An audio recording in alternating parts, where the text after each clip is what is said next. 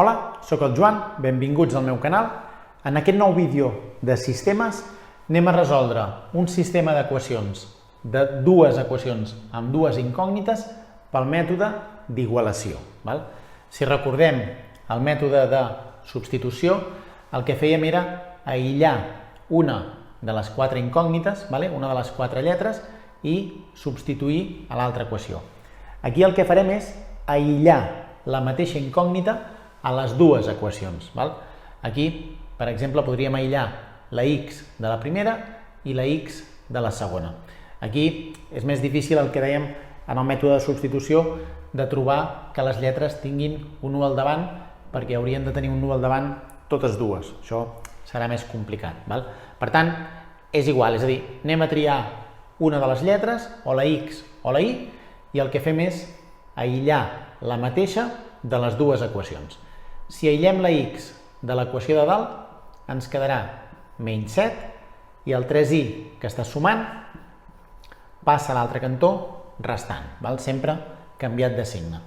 I aquí, si aïllem la x d'aquesta equació, ens quedarà el 2, el 3i que està aquí restant passa a l'altre cantó sumant, és a dir, ens quedarà més 3i, i en aquest cas, que teníem un 4 multiplicant a la x, ens passa a l'altre cantó dividint.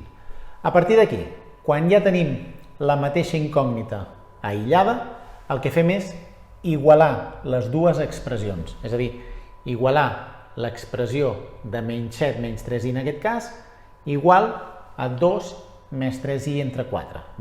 D'aquí ve el nom, diguéssim, del mètode igualació, que el que fem és, un cop hem aïllat, igualem les dues expressions. Aquí ens quedarà el que dèiem, menys 7 menys 3i és igual a 2 més 3i partit per 4. A partir d'aquí anem a resoldre, i resoldre això vol dir fer mínim comú múltiple, perquè ens apareix un denominador. En aquest cas, el denominador comú per tothom serà el 4, i posem un 4 a tots els denominadors. Què fèiem per treure'ls? Dividim 4 entre 1, és a dir, dividim el denominador 9 entre el que teníem abans i ho multipliquem pel numerador. 4 entre 1, 4, per menys 7, menys 28. 4 entre 1, 4, per 3i, 12i. I 4 entre 4, 1, per tant aquest numerador ens quedarà igual, 2 més 3i. A partir d'aquí podem eliminar els denominadors de tota l'equació i el que fem és passar les i's a un cantó i els números que no tenen i a l'altre. El menys 12i el deixem igual i el 3i el passem a l'altre cantó canviat de signe. Deixem el 2 aquest que no té la i i el menys 28, com que el canviem de cantó, ens passarà més 28. Si ajuntem menys 12i menys 3i ens donarà menys 15i i 28 més 2, 30. L'últim pas, quan ja tenim la i i el número que està multiplicant a la i ens passa dividint a l'altre cantó. Per tant, 30 partit entre menys 15 ens donaria menys 2. Aquest seria el valor de la i. A partir d'aquí hem de trobar l'altra lletra, l'altra incògnita. Ens faltarà trobar la x, que el que fem és anar a una de les dues expressions que tenim, diguéssim, del principi aïllada la x i substituïm la i. Si ho fem a les dues, comprovarem, si ens dona el mateix, comprovarem que hem fet bé el sistema. Anem a substituir aquí menys 7, menys 3, i en comptes de la i posem menys 2, que en aquest cas està multiplicant.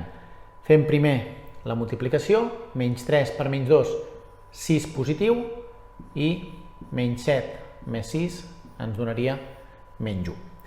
Si ho substituïm també a l'altre pel que dèiem, per comprovar que ens dona el mateix, el que fem és 2 més 3 multiplicat per menys 2, que és la i, partit entre 4. 3 per menys 2, menys 6 més 2 ens dona menys 4, partit entre 4 ens dona menys 1.